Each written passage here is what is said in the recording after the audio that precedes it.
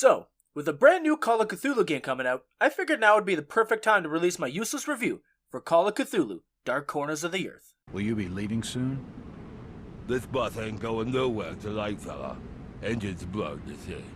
Have to wait till morning. Damn.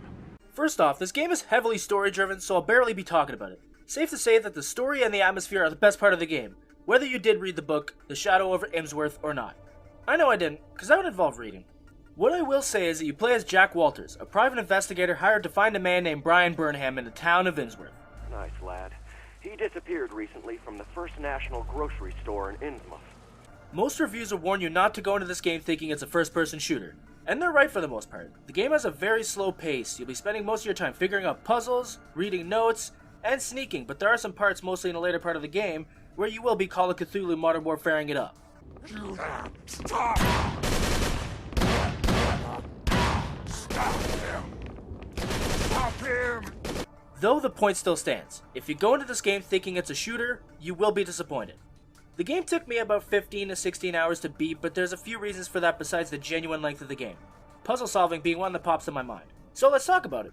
In one word, I would describe it as refreshing, but that tells you about as much information as a deaf auctioneer would if they had to sell you Adele albums.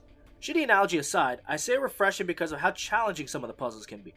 And I say some, since not all the puzzles get that hard, but some of them will have you reading notes and checking places since they don't just give you the answer. So with enough time and knowledge, it is possible to get through these puzzles without Googling, which is great since you'll be too busy Googling what glitch did I run into this time.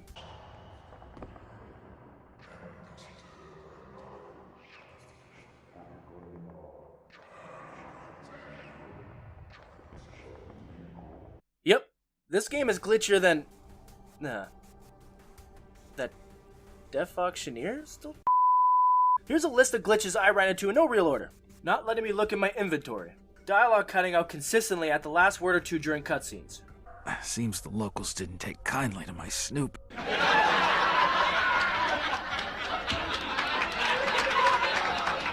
For Christ's sake, Walters. Experienced a few hard crashes early in the game. An almost game-breaking glitch where I was able to get past it without mods. A game-breaking glitch where I had to download a mod to make me twice as fast. And whatever the fuck is happening here? On a side note, the part where I did have to download a mod was a very tiny part of the game, so the review is still 99% unmodded. Just to let you guys know. This one could just be me, but I find another thing that the game does poorly is explain the game mechanics. For example, even after beating the game, I don't have a clear idea what morphine does. And an even clearer example of this is the sneaking. Okay, so you can crouch and you can slowly walk. Seems normal so far. But you can also slowly crouch walk. Something I was using most of the time in my sneaking when it really wasn't necessary.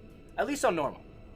Not to say that sneaking is useless, especially I'd say the first half of the game, if not even more, makes sneaking a great option if you're trying to conserve health items or ammo.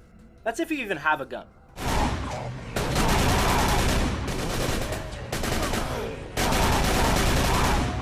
Though later in the game, at least for me, it became a lot quicker to just kill everyone, especially if you did save ammo consistently early in the game.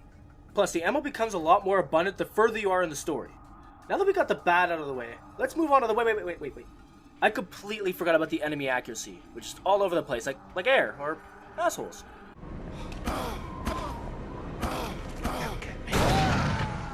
For the most part, at least on normal, enemies aren't the best shots, only hitting you sometimes, but when you do run into an enemy that's a good shot, it can be frustrating pretty much solely because of the healing system.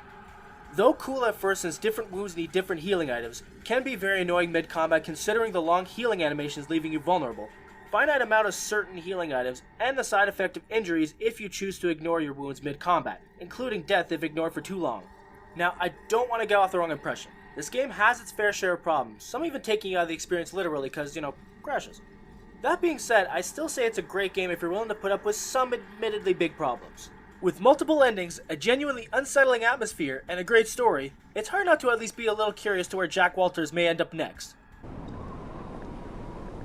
From the mess, it looks like something, or someone, was killed here recently. This last point could just be me, but I couldn't help but feel some weird sense of adventure as I explored each environment, even for such a dark game. Honestly, couldn't tell you why. Is that even a point I should have made?